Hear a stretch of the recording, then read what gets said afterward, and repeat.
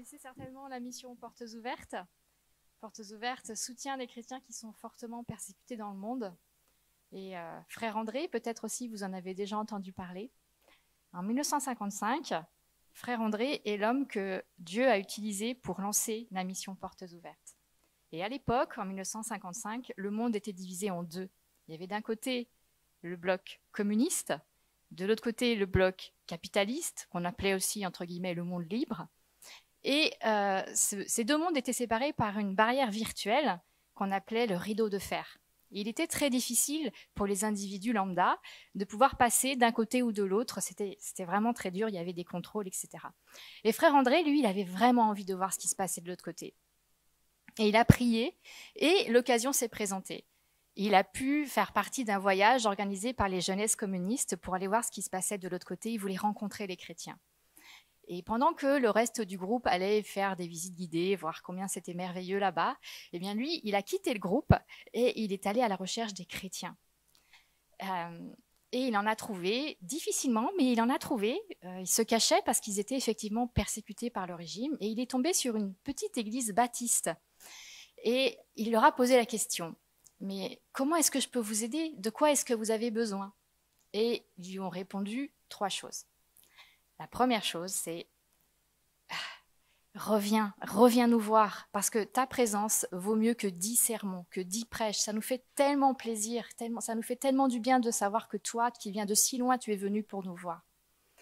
La deuxième chose, c'est quand tu reviens chez toi, parle de ce que nous sommes en train de vivre ici, parce que ces informations-là, elles ne passaient pas. On n'était pas au courant de l'autre côté. En France, en Europe, on ne savait pas ce qui se passait pour les chrétiens de l'autre côté du rideau de fer.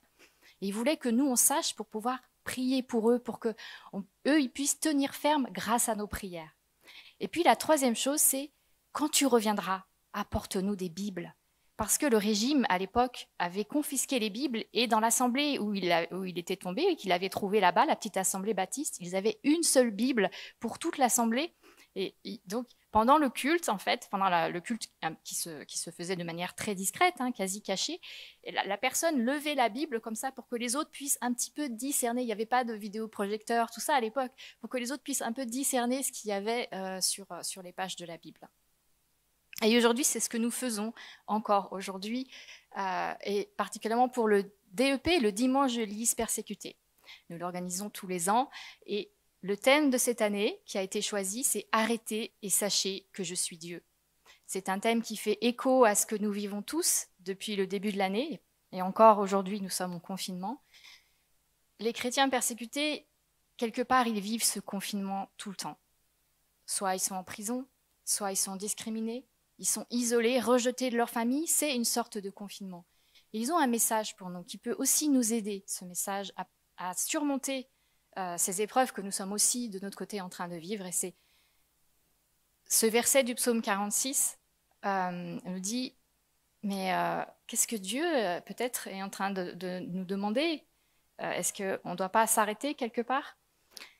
Je vous invite à regarder cette vidéo où on va voir le témoignage de 2 chrétiens qui ont connu la prison, et un témoignage qui nous encourage. Je vous invite à regarder.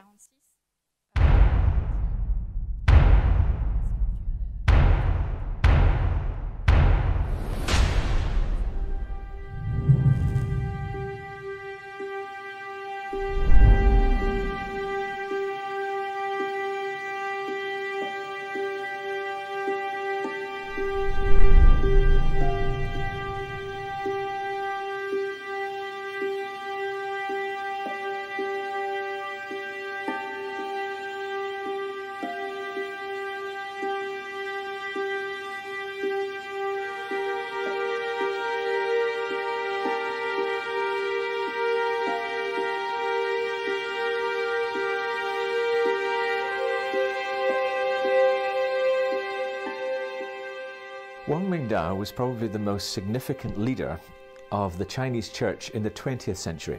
Wang Mingdao fut probablement le responsable d'église chinois le plus important du XXe siècle. C'était un chrétien très célèbre établi principalement à Pékin. Après que les communistes aient pris le pouvoir en 1947, ils lui demandèrent de diriger l'église officielle. Mais il a refusé et s'est vu jeté en prison pour sa foi où il a passé près de 23 ans.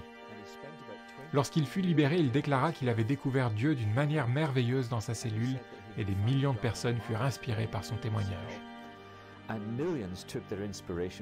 À l'époque, j'étais journaliste à Hong Kong. J'en ai profité pour le rencontrer. Il m'a beaucoup parlé de son expérience. Je me souviens lui avoir dit « Je ne peux pas m'identifier à ce que vous avez vécu. Si j'avais passé 23 ans en prison, j'espère que j'en serais ressorti avec une aussi grande foi que la vôtre, mais je n'en suis pas si sûr. » Et il m'a répondu « Vous ne devriez pas envier ce que j'ai vécu, parce que vous avez la chance de vivre dans un pays où des gens, sans doute des centaines d'années auparavant, sont morts pour vous donner cette liberté de culte. Vous ne devriez pas vous sentir coupable de ne pas avoir été enfermé dans une cellule comme je le fus. Cependant, a-t-il ajouté, il vous faudra peut-être construire votre propre cellule. » Il m'a alors posé tout un tas de questions au sujet de mon emploi du temps. Combien d'articles et de lettres avais-je à écrire, de personnes à voir, de sermons à préparer, et ainsi de suite. « Vous êtes bien occupé, n'est-ce pas » m'a-t-il demandé. J'ai répondu « Oui, beaucoup trop. » Et il a rétorqué « C'est pour ça que vous devez vous construire votre propre cellule. » Il m'a expliqué « Voici quelle a été mon expérience.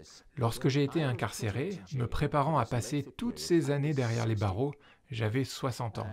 Et en Chine, à 60 ans, on est au sommet de son pouvoir.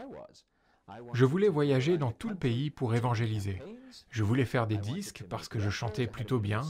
Je voulais écrire des articles, des livres, mais à présent, je ne pouvais même plus étudier ma Bible. Je ne pouvais plus témoigner à personne.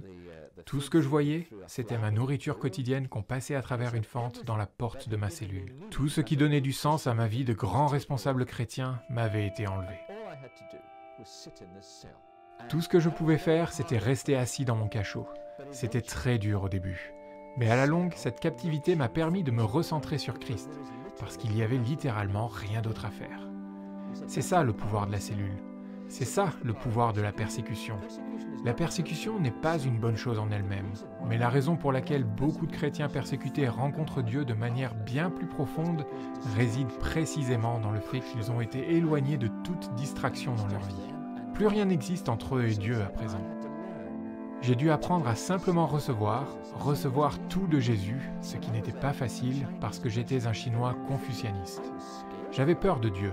Pour moi, Dieu était un grand empereur à qui il fallait obéir, mais jamais un ami. C'était interdit, impossible. Mais pendant cette période, j'ai pu me concentrer sur le fait de recevoir l'amour de Dieu. Et l'amitié de Jésus est devenue la chose la plus importante dans ma vie. Je ne servais plus ce Dieu grand et puissant, mais je l'aimais, et il m'aimait. Et donc, me dit-il, à votre retour, vous aurez une tâche plus dure à accomplir. Il vous faudra construire votre propre cellule. Ce qu'il voulait dire par là, c'était qu'une cellule consiste à s'emprisonner seul à seul avec Dieu, concentré sur lui, balayant toute distraction. On pourrait discuter longuement sur les différentes manières de ralentir dans notre quotidien et de laisser la parole de Dieu nous imprégner, mais, en fin de compte, si notre foi chrétienne n'est pas une relation d'amour entre nous et Christ que nous ressentons et expérimentons, ça ne suffit pas. C'est indispensable, car c'est de là que découle ce que nous faisons. Et nous savons que c'est réel. Si cet homme a pu rester enfermé 23 ans dans sa cellule, en sortir et déclarer que ce fut une expérience magnifique, merci Seigneur, car ça lui a permis de connaître Christ comme ami, alors ça vaut la peine de le faire. C'est peut-être même la chose la plus importante que nous ayons jamais à faire. This is worth doing. Perhaps the most important thing we can ever do.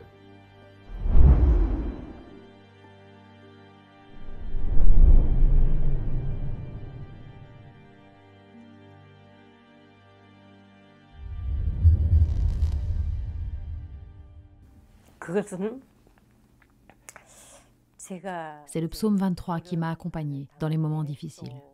En prison, surtout quand les gens mouraient à mes côtés, quand tout semblait sans espoir, au milieu des persécutions, le Seigneur était mon pilier, il était mon phare. Chaque fois que j'étais au plus bas, je récitais ce psaume.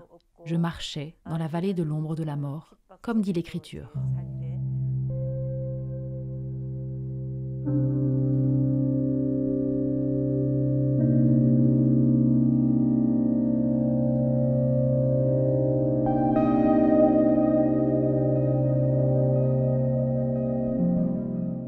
Quand je suis arrivée à la prison, j'ai jeté un coup d'œil rapide autour de moi.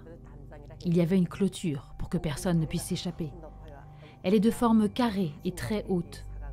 C'est une clôture en fil de fer barbelé, avec 3 lignes d'enchevêtrement. Et à chaque coin de la clôture, il y a des gardes avec des armes. Si quelque chose se passe dans la prison, les gardes peuvent tirer des coups de feu aux 4 coins. Et en plus, il y a une porte en fer vraiment gigantesque. Au-dessus de cette porte sombre, il est écrit « Ne fuyez pas. S'enfuir mène à l'autodestruction ». Chaque fois que des gens regardent cette phrase, ils sont impressionnés, découragés. En regardant cette porte, j'ai dit « Dieu, je franchis cette porte aujourd'hui. Est-ce que je serai encore vivante pour la franchir à nouveau dans 3 ans ?» Je priais en larmes.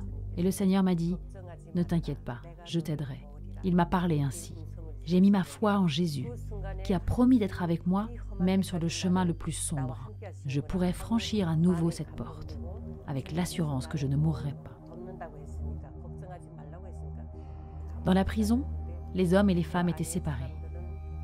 Tous les détenus semblaient sur le point de s'évanouir. Ils étaient tous désespérés. Et en plus, ils étaient affamés. Chaque personne recevait une poignée de maïs pourri par jour. Il n'y avait rien d'autre à manger. On recevait aussi quelque chose de liquide. Ce n'était même pas une soupe. Nous avions ça à manger toute l'année durant. Il n'y avait rien d'autre. Et on était obligé de travailler plus que des bêtes de somme. Et comme tout le monde était obligé de travailler, les gens mouraient de malnutrition. Tant de morts. Et il n'y avait aucun espoir dans la prison. Tous étaient au bord de la mort. La seule raison pour laquelle j'ai pu en sortir vivante ? Personne ne m'a rendu visite, mais Jésus était toujours avec moi. J'ai continuellement médité sur la parole. Je louais Dieu en chuchotant. C'est ainsi que j'ai pu survivre. Je chantais des louanges en secret, et quand j'étais découverte par le garde, j'étais battue presque à mort. Par la grâce de Dieu, nous avons pu sortir vivants de cette prison. Dieu m'a protégée par sa grâce. 나 같은 죄인 살리신 주 은혜 고마워 잃었던 생명 찾았고 광명을 얻었네. Alors que je chante Amazing Grace, de plus en plus, je réalise que c'est la grâce de Dieu qui m'a conduite à Jésus. Je me rends compte à quel point j'étais pécheresse. Après avoir connu le Christ, Dieu m'a fait grandir dans la prison comme le feu purifie l'or. Dieu m'a donné une foi qui est comme de l'or pur. Je suis tellement reconnaissante qu'il m'ait donné la foi de ne regarder que lui et de l'aimer lui seul. C'est pourquoi je pleure chaque fois que je chante cet hymne, parce que je suis si reconnaissante pour sa grâce.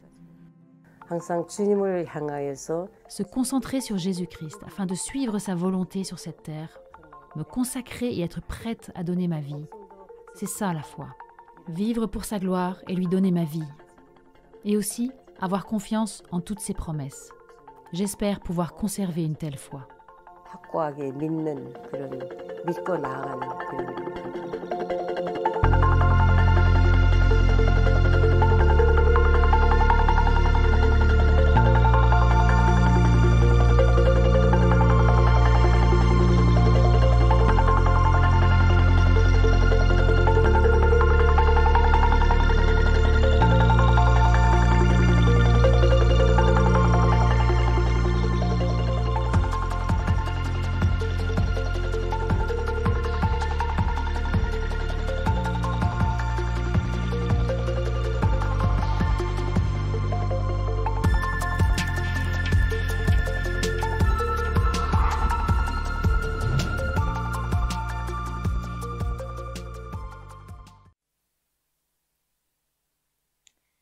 Construire sa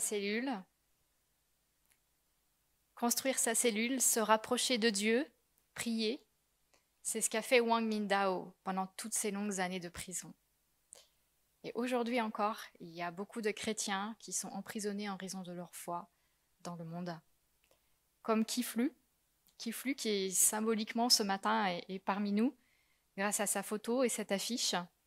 Kiflu est en prison depuis 16 ans. Dans son pays, l'Érythrée, les chrétiens évangéliques ont été interdits.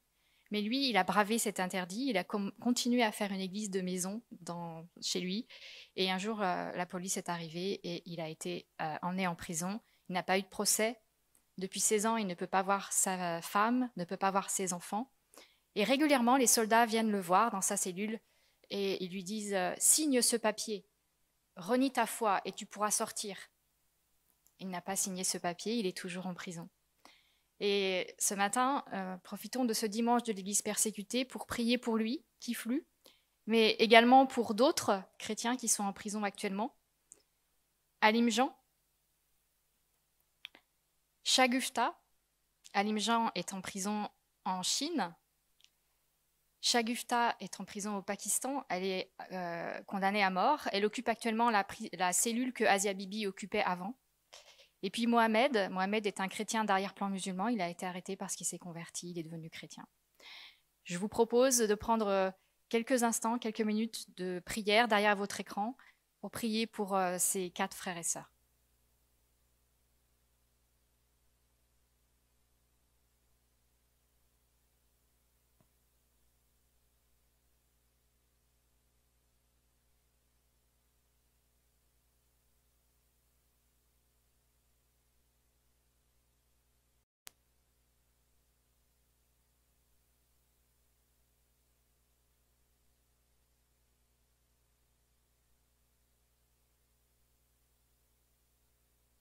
Merci beaucoup.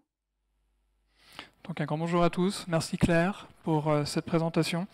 Donc clairement pour nous, pour la France en particulier en ce moment, le sujet de la persécution, c'est un sujet qui est vraiment d'actualité, qui est vraiment très pertinent après les attentats de Nice de la semaine dernière. Donc on n'est pas du tout dans la situation de ses frères et sœurs en Chine, en Érythrée, au Nigeria. Mais la réalité, c'est que avec le temps qui passe, il devient vraiment clair en fait que la persécution dans le monde occidental est quelque chose qui, un jour ou l'autre, nous tombera dessus. En tout cas, c'est l'enseignement de Jésus, qu'avant que les choses s'améliorent, il faut d'abord qu'elles passent par les douleurs de l'enfantement. Quand on voit la réalité des positions qui sont prises, par exemple, par les gouvernements occidentaux contre les prises de position de l'Église pour la vie, pour la famille. Donc c'est clair que les choses se tendent petit à petit. La réalité, c'est vraiment ça, c'est que Jésus nous a dit que le suivre en disciple, c'est s'exposer en fait aux choses auxquelles il s'est exposé lui-même. L'expérience de Jésus devient l'expérience de son Église. Donc là, c'est quelque chose qu'on a vu aussi, un tout petit peu en tout cas, quand on était en Turquie pendant 8 ans. Donc notre nounou, en fait, qu'on appellera Fatma, une dame kurde, en fait, qui a échappé à une tentative d'assassinat de la part de sa famille à cause d'un meurtre d'honneur parce qu'elle était convertie à Jésus-Christ. 1 an avant notre venue en Turquie, peut-être vous vous rappelez de cette histoire-là, un groupe de 3 croyants qui faisaient de l'évangélisation dans une ville de l'est de la Turquie, qui ont été séquestrés par 5 jeunes nationalistes et tués, poignardés à mort, donc par des membres des loups gris dont on a entendu encore parler cette semaine. Donc la réalité, c'est quoi? C'est que d'une mesure, dans une mesure ou une autre, Jésus nous dit que les persécutions réellement seront le lot de ceux qui le suivent. Son expérience devient notre expérience. Donc par rapport à ce qui a pris place cette semaine, ce que j'aimerais faire en fait ce matin, c'est qu'on considère ensemble la nature réelle du combat qui fait face à l'Église, la nature réelle du combat qui fait face au corps du Christ, en nous posant la question, pourquoi, par exemple, est-ce qu'une personne comme ce jeune Tunisien, armé d'un couteau la semaine dernière, irait poignarder, égorger des gens dans une église? Pourquoi est-ce que Daesh, pourquoi est-ce que Boko Haram irait massacrer des villages entiers de chrétiens en Irak ou dans le haut pays du Nigeria, qui nous ramène en fait à une question qui est la question fondamentale en fait. Pourquoi est-ce que des groupes tels que les pharisiens et les sadducéens, qui ne s'accordaient pas du tout, iraient comploter avec l'État romain pour mettre à mort Jésus de Nazareth, pour le crucifier sur une croix, lui qui était le juste, lui qui était l'innocent. Donc qu'est-ce qui pousserait en fait des groupes, des individus à ce genre d'action? Qu'est-ce qui inspirait en fait des choses dans ce genre-là? Donc pour répondre à cette question, je vous invite à vous tourner vers moi, vers la lettre de Paul aux Éphésiens. Alors est-ce qu'on pourrait la voir sur l'écran? J'ai pas la zapette en marche. Éphésiens 6, 10 à 14. Qui nous donnera une idée, alors attends voir, qui nous donnera une idée claire, voilà, quant à la réponse de cette question-là. Alors Éphésiens 6, 10, 14, qui nous dit la chose suivante. Au reste, soyez puissants dans le Seigneur par sa force souveraine. Revêtez toutes les armes de Dieu afin de pouvoir tenir bon devant les manœuvres du diable. En effet, ce n'est pas contre le sang et la chair que nous luttons, mais contre les principats, contre les autorités, contre les pouvoirs de ce monde de ténèbres, contre les puissances spirituelles mauvaises qui sont dans les lieux célestes. Prenez donc toutes les armes de Dieu, afin que vous puissiez résister dans le jour mauvais et, après avoir tout mis en œuvre, tenir bon. Oui, tenez bon. Donc, Paul, qui est commissionné par Jésus en tant que messager de bonne nouvelle envers les non-juifs, dans le contexte de cette lettre, il est en prison, il est à Rome, il est dans les chaînes, il dit qu'il fait face à la détresse à cause de Jésus, qu'il est prisonnier de Jésus, qu'il est prisonnier pour Jésus. Et au chapitre 6, en fait, de cette lettre aux Éphésiens, il finit sa lettre en cadrant... Alors, ça passe toujours? Pardon. Il finit sa lettre en cadrant en fait la vie de l'Église, la vie de l'Assemblée qui est unie à Jésus par l'Esprit Saint, dans le contexte d'un combat, dans le contexte d'une lutte. Et donc la chose à laquelle j'aimerais vraiment attirer votre attention ce matin, c'est la nature exacte justement de ce combat, de cette lutte. Donc on vient de le lire. Dans ce passage qu'on vient de lire ensemble, en fait, il y a une réalité, et de cette réalité, trois impératifs découlent. Donc, la réalité, c'est quoi?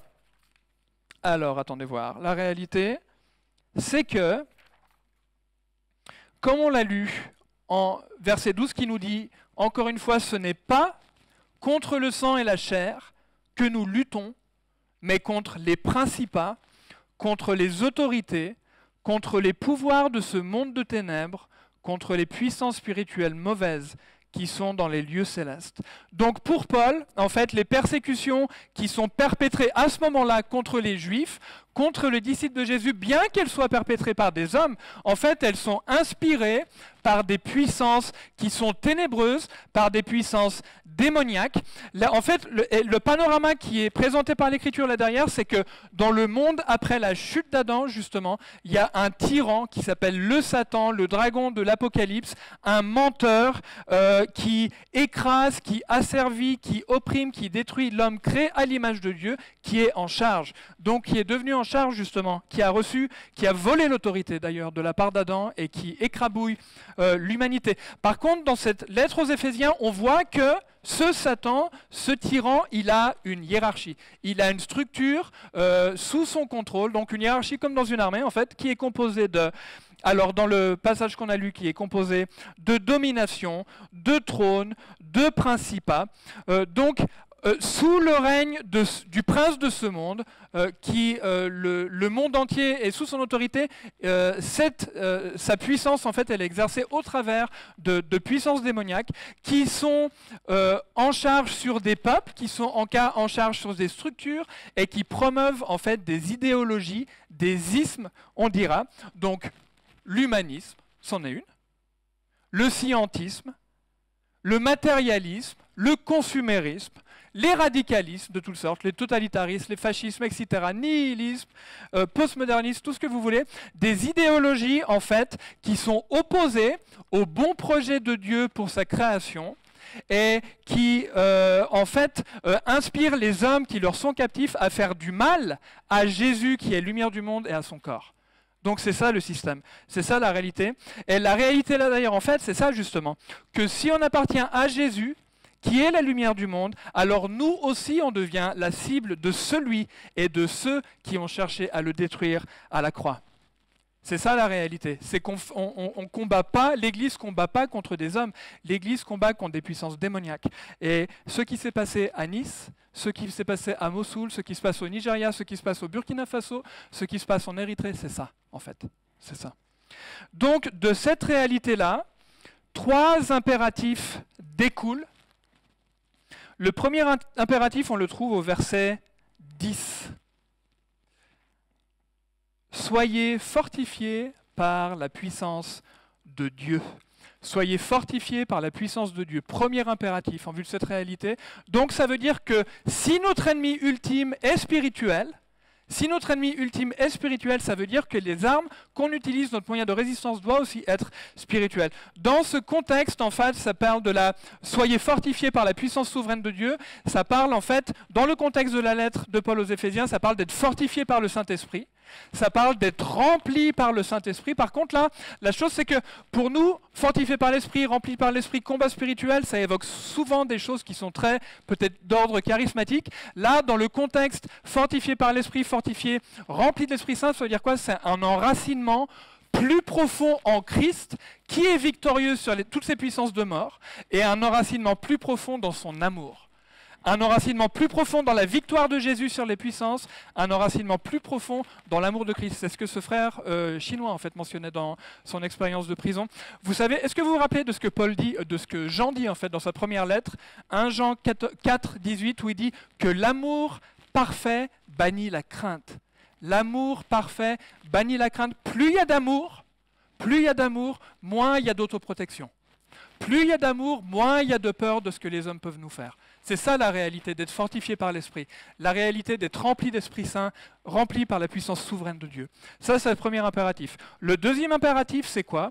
C'est revêtez-vous, versets 11 et 13, revêtez-vous, prenez les armes de Dieu. Donc là, c'est pareil. Paul ne parle pas d'un Colt ou d'un Smith & Wesson comme on trouve en Amérique. Tu peux être armé jusqu'aux dents avec des tas-pistolets, avec des fusils, avec des machins et tomber en victime de Satan, mais c'est très simple. C'est vraiment très très facile. Donc là, bien sûr, c'est des armes qui sont spirituelles. De la même manière, c'est pas... Vous savez, des fois, c'est quelque chose qu'on voit... On peut penser revêtir l'armure de Dieu comme une espèce de mantra, quelque chose qu'on fait tous les matins. Je me ceins, comme un peu formule magique un petit peu. Je me ceins de la ceinture de Dieu, je me ceins le plastron, truc comme ça. Donc c'est pas une formule magique. Là, la réalité, c'est quoi? Se revêtir, prendre les armes, se revêtir des armes, c'est quoi? En fait, c'est un engagement de notre volonté, journalier bien sûr, à vivre unis à Jésus, de vivre unis au Jésus qui est ressuscité, qui est victorieux sur ses puissances, en offrant les membres de nos corps comme armes pour la justice. Ça veut dire quoi? Pratiquement parlant, ça veut dire tous les matins dire « Jésus, aujourd'hui, je vis en toi, je vis avec toi, je vis pour toi, je vis revêtu de ta vérité, revêtu de ta justice, revêtu de ton salut, de ton zèle à annoncer l'évangile. Je mets ma confiance en toi en me joignant à tes projets de vie et de salut pour le monde. » C'est ça, revêtir la panoplie de Dieu. C'est ça, se revêtir des armes de Dieu. Vous savez ce que c'est en fait les opposés de ces choses-là en ce moment? Vous savez ce que c'est l'opposé de ces armes de lesquelles on doit se revêtir en tant que chrétien aujourd'hui dans le contexte actuel? Vous savez, le contraire, c'est l'amertume, l'animosité, la colère, la clameur, la calomnie, la malfaisance, ce que Paul mentionne en 4, 31. Toutes ces choses-là, en fait, c'est des choses qui ouvrent des portes au diable pour trafiquer dans nos vies. Quand on répond à ce genre de choses par l'amertume, par la colère, et ce genre de choses-là. Donc ça, c'est l'opposé, justement, des armes desquelles nous devons nous couvrir. Donc, le troisième impératif, à la lumière de ces choses, le premier, c'est quoi? Fortifiez-vous dans la puissance souveraine de Dieu. Le deuxième, c'est quoi? Revêtez-vous des armes de Dieu. Le troisième, c'est tenez ferme. C'est quelque chose qu'un frère mentionnait aussi dans la vidéo.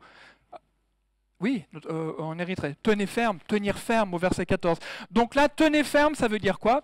Dans le contexte de notre passage, en fait, ça sous-entend une armée de fantassins, une armée de soldats qui sont réellement revêtus de leurs armures, comme les soldats romains, qui avancent contre des puissances ténébreuses pour libérer ceux qui leur sont captifs. Par exemple qui? Par exemple, des radicaux. Par exemple, des radicaux. Tenir ferme, ça veut dire quoi? Ça veut dire on ne fait pas de retraite face au rugissement de l'ennemi qui se sert de la peur pour nous paralyser.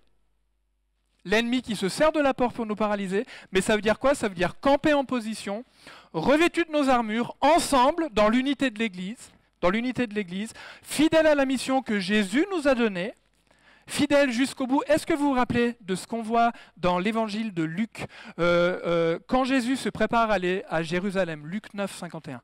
Et il y a des machinations, des pharisiens, des hérodiens, il y a des choses qui sont en train de se mettre en place, des pressions qui s'exercent contre Jésus, mais Jésus, il dit, en fait dans le texte original, ça dit qu'il rend son visage semblable à du silex. Résolument, il marche vers Jérusalem. Tenir ferme, ça veut dire quoi? Ça veut dire ça. Il sait ce qu'il attend, il met confiance en Dieu, son Père, qui tient sa vie dans sa main, mais il choisit, il tient ferme face à ce qu'il entend pour aller vers Jérusalem. Tenir ferme, ça veut dire ça. Tenir ferme, ça veut dire ça. À cette lumière, en fait, on voit que l'évangile, la bonne nouvelle de l'évangile, c'est quoi? La bonne nouvelle de l'évangile, c'est la bonne nouvelle d'un débarquement en terre ennemie et une mission, une campagne de libération pour libérer les captifs de ces puissances de mort. C'est la raison pour laquelle Jean dira aussi dans sa première lettre que le Fils de Dieu s'est manifesté pour quoi faire? Pour détruire les œuvres du diable. Le Fils de Dieu et son corps. C'est ça, tenir ferme, ça doit être compris dans ce contexte de la mission de Jésus. Donc voilà, une réalité, 3 impératifs, et donc à la question pourquoi? La question du pourquoi. Pourquoi est-ce qu'un jeune Tunisien irait poignarder à mort des chrétiens dans une église? Pourquoi est-ce que Boko Haram, est-ce que Daesh irait massacrer des villageois paisibles à Mossoul, dans le haut pays du Nigeria? Pourquoi ces choses? Parce qu'on a vu qu'en amont de ces actions humaines, il y a des puissances démoniaques qui sont à l'œuvre. Il y a des ismes, il y a des idéologies de mort qui sont rangées contre le Christ et qui sont rangées contre le corps de Christ. C'est ça la réalité. Ça veut dire quoi? Ça veut dire ce que Jésus a vécu lui-même. Ce que Jésus a vécu lui-même de la part des puissances, c'est ce que l'Église vit aujourd'hui de la même manière. C'est ça la réalité. Par contre, ça veut aussi dire que si notre ennemi véritable n'est pas l'homme de chair et de sang, et c'est Paul lui-même qui le dit, on ne combat pas contre la chair et le sang, mais que c'est ces puissances démoniaques, l'homme qui persécute le corps de Christ, là-dedans, c'est quoi? C'est un prisonnier, c'est un captif, c'est un otage à ces puissances de mort. Un otage à ces puissances de mort qui, comme nous, a besoin de libération, qui, comme nous, a besoin d'être sauvé. C'est ça la réalité. Donc, c'est le cas de ce jeune Tunisien à Nice, c'était le cas du jeune Tchétchène de Conflans-Sainte-Honorine il n'y a pas longtemps, et c'est le cas de tout type de personnes qui font partie de réseaux radicalisés d'une manière ou d'une autre, communisme chinois, nord-coréen, etc., etc. Donc la réalité là derrière, c'est quoi? C'est que Jésus est venu pour délivrer ce type de personnes de la même manière qu'il nous a sauvés. Nous, on est dans le même bateau à ce niveau-là. On est dans le même bateau. Donc j'aimerais finir cette prédication, en fait, en pensant à l'auteur de cette lettre aux Éphésiens. Paul, anciennement, Saül, un activiste religieux intégriste, un violent persécuteur de l'Église, auquel Jésus est apparu sur la route de Damas et qui a transformé sa vie. Vous vous rappelez de l'histoire? Acte 9, pour les détails. Saül qui était rempli de haine,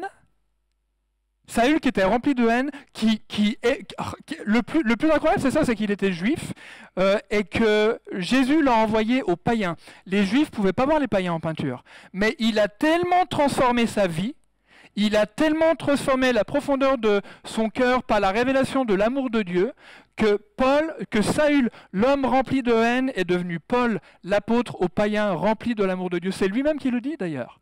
C'est lui-même qui le dit. Et la réalité, c'est ça. La réalité, c'est que le genre de miracle que Jésus a fait dans la vie de Paul, c'est le genre de miracle qu'il continue à faire aujourd'hui. J'aimerais en fait vous... alors, est-ce qu'on va la voir? Je ne sais pas ou pas. Je ne suis pas sûr si c'est très très clair. Mais cet après-midi, j'aimerais vraiment, avec la vidéo de ce matin, j'aimerais vraiment vous encourager à visionner cette vidéo sur YouTube.